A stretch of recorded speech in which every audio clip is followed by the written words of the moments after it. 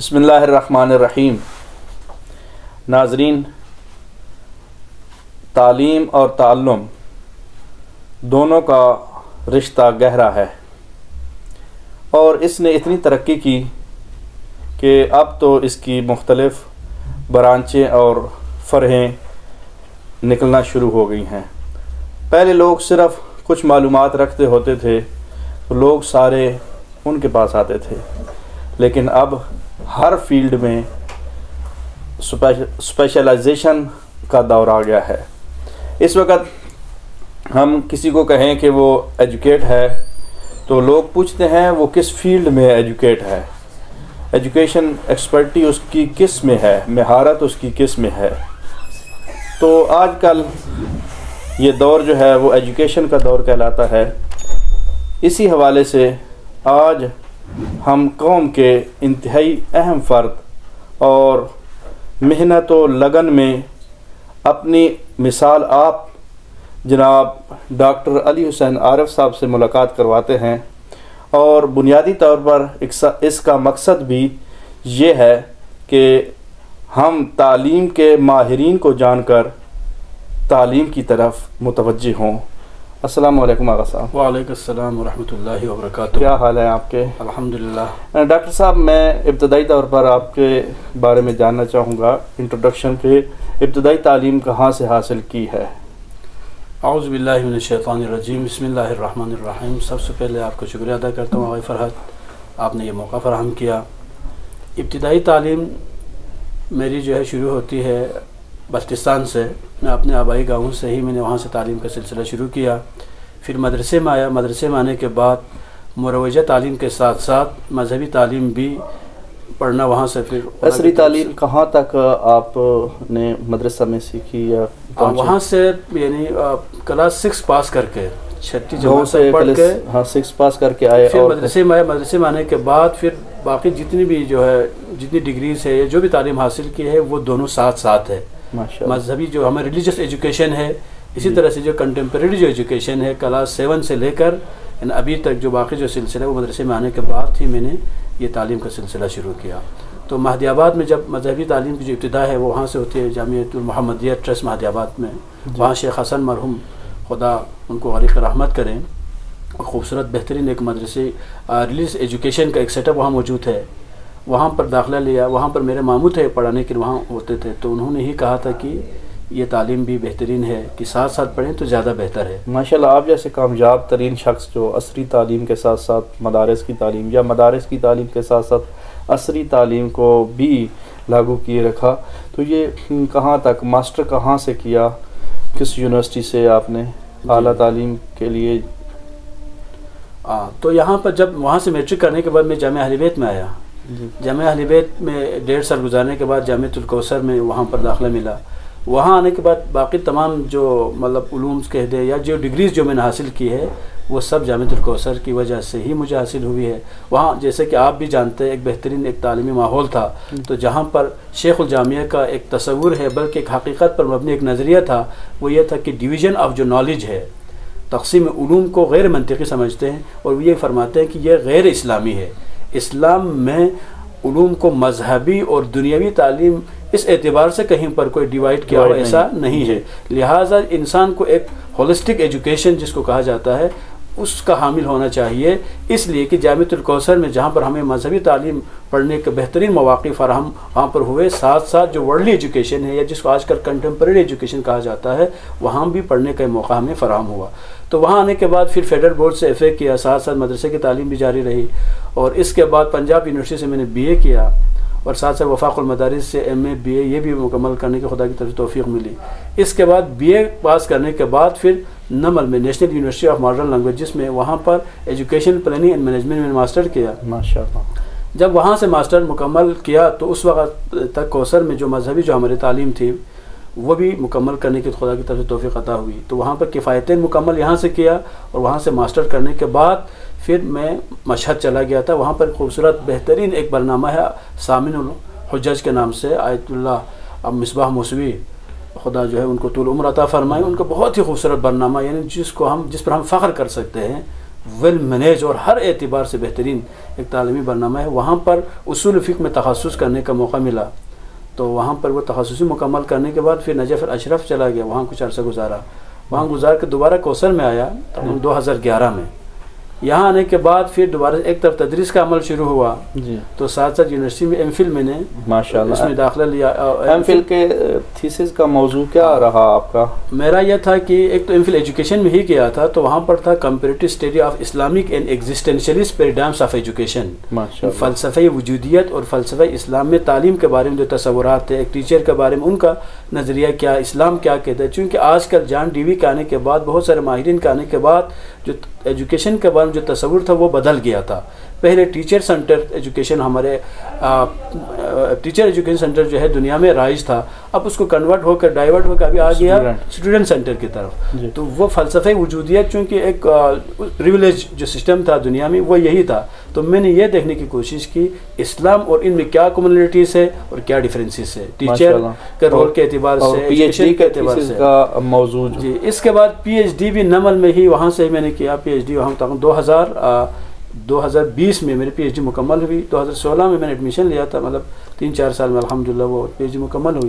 P H D کا میرا موضوع تھا contribution value of moral intelligence and wisdom in academic achievement of college student. College کے طالب علم کی کامیابی میں عقل اور ذہانت اخلاقی کا یہ تو ایک جدید دور کا جدید سوال جو تھا اس کا جواب ایک لحاظ سے آپ نے دیا کہ اچھا اس میں آپ نے ایکسپرٹی جو ہے ماشاءاللہ.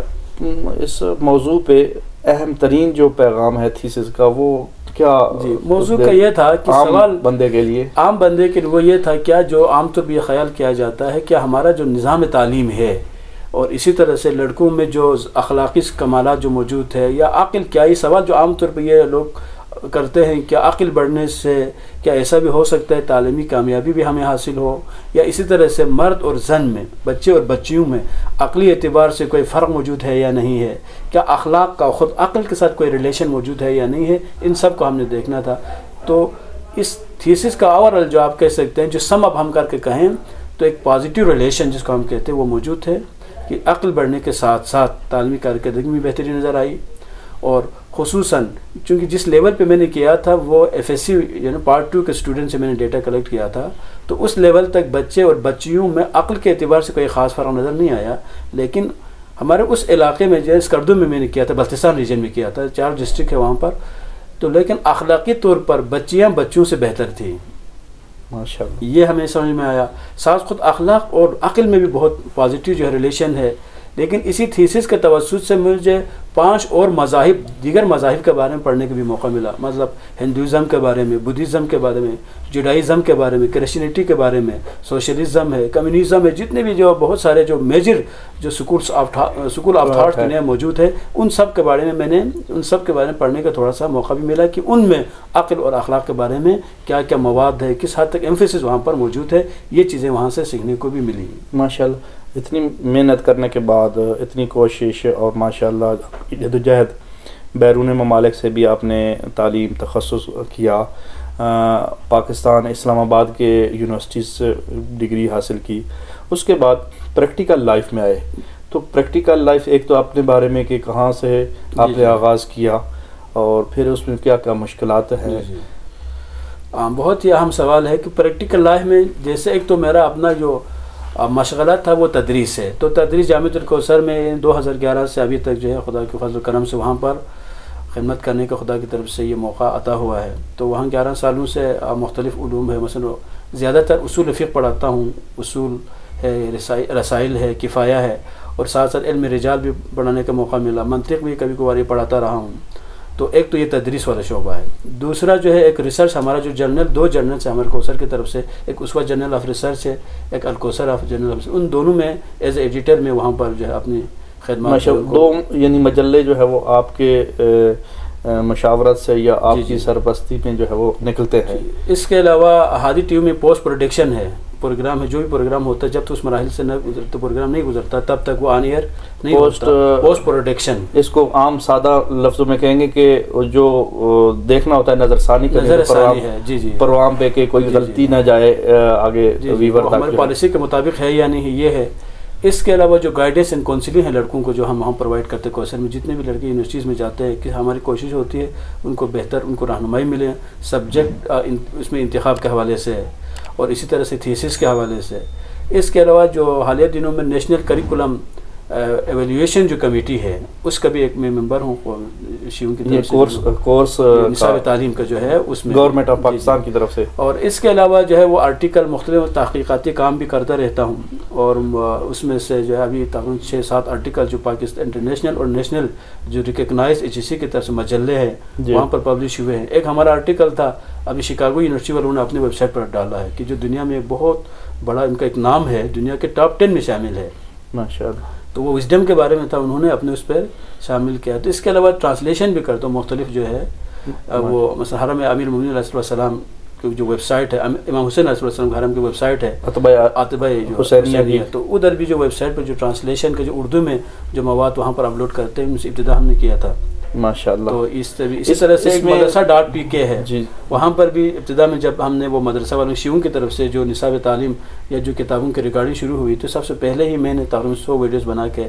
ان کو دے دیا۔ اس کے بعد آگے الحمدللہ یہ وہ ماشاءاللہ ایک فہرست ہے آپ کی قومی خدمات کے حوالے سے اگر دیکھا جائے۔ اس کے علاوہ ٹیچر ٹریننگ بھی مختلف جگہوں پہ ماشاءاللہ، جا کر مطلب ان کو ٹریننگ بھی مختلف اداروں میں تھرو آؤٹ کنٹری میں جاتا رہتا ہوں مختلف اس میں، اور مختلف سیمینار وغیرہ بھی ہم سال بھر جو ہے مختلف اس میں کنڈکٹ کرتے رہتے ہیں، خود کوثر میں بھی اور اس طرح باہر اس میں بھی۔ میں پوچھنا چاہوں گا اس میں پریکٹیکل میں مشکلات آپ کو، کیونکہ اتنی اعلیٰ تعلیم کے بعد پریکٹس جو ہے وہ آپ نے اتنی لسٹ پوری بیان فرمائی ہے، جی تو کہاں مشکلات ہیں یا ان کا سلوشن کیا ہے؟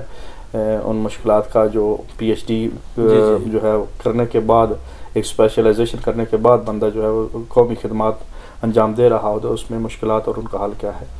سب سے جو ہے اہم جو چیز ہے میں اپنے حساب دیکھتا ہوں مشکل کہیں پر بھی نہیں ہے۔ مشکل جسے کہا جاتا ہے نا، مشکل حالات سے نہیں، مشکل خیالات سے پیدا ہوتی ہے۔ جی، ذہن میں مشکل ہے، آپ نے خود سوچا ہے کہ یہ مشکل ہے، ہاں ماحول مختلف ہے، ایڈجسٹ کرنے کے لیے آپ کے پاس وہ صلاحیت ہونی چاہیے کہ حالات کو دیکھ کر آپ نے ایک دفعہ یہ فیصلہ کرنا ہے کہ دنیا میں نتھنگ کہتے ہیں امپاسبل، کوئی چیز ناممکن نہیں ہے، صرف آپ نے یہ فیصلہ کرنا ہے میں نے کرنا ہے، اور وہ کرنے کے لیے خدا کے ساتھ جو آپ کا رابطہ آپ یوں کہہ دیں کہ وہ آپ بہتر رکھیں، ساتھ ساتھ حسد اور لالچ یہ دو ایسی بیماری ہے، ان بیماریوں سے بچیں۔ باقی لوگوں کو دکھانے کے لیے لوگوں کو بس ہے کیا ہے کہ ہم اس کو دکھانے کے لیے کوئی کام کریں، بس خدا اپنے پیش نظر رکھیں اور جو ایبلٹیز آپ کے پاس سے وہ آپ اس کو ان سے استفادہ کریں، ساتھ جو صاحبان علم ہے ان سے بھی استفادہ کرتے رہیں۔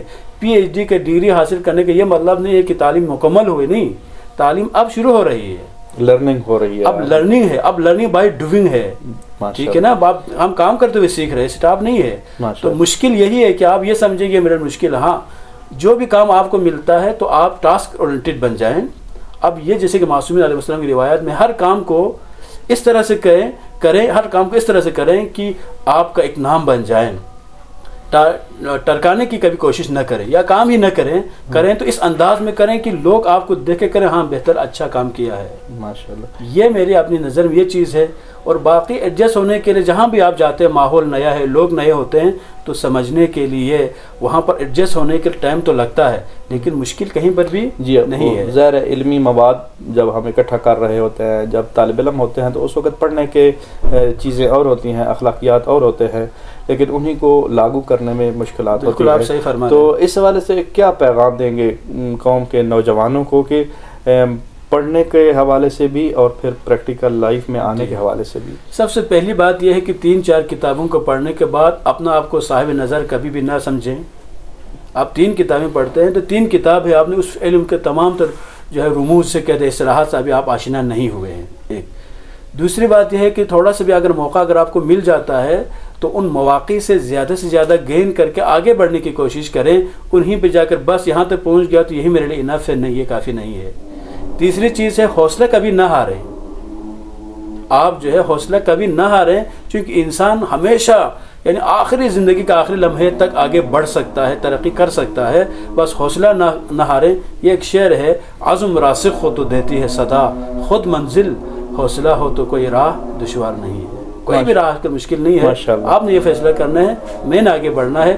اس کی 3-4 بنیادی شرائط ہے، میں بالکل مختصر کا پیش کرتا ہوں۔ آپ میں پیشن ہونا ضروری، صبر ہونا چاہیے، استقلال آپ میں ہونا ضروری ہے، منزل اور ہدف آپ کا مشخص ہو، اور خدا پر توکل اور عظیم جو معصومین علیہ السلام ہے ان سے آپ، ان کے در سے، ان کے تعلیمات سے اپنے آپ کو وابستہ رکھیں، پھر دنیا میں بھی انشاءاللہ آپ کو کامیابی ملے گی اور آخرت میں بھی انشاءاللہ کامیاب ہو جائیں گے۔ بہت مہربانی، السلام علیکم ورحمۃ اللہ وبرکاتہ۔ جی ناظرین، یہ ہمیں دیکھنے کی ضرورت ہے کہ جس طرح ڈاکٹر صاحب نے فرمایا اپنے آخری پیغام میں کہ صرف چند اصطلاحات کا سیکھ لینا کافی نہیں ہے، بلکہ اس کو شرعی اور رویوں اخلاقیات میں ڈھالنے کا نام جو ہے لرننگ اور ایجوکیشن ہے۔ آج کے لیے اتنا ہی کافی، بہت مہربانی۔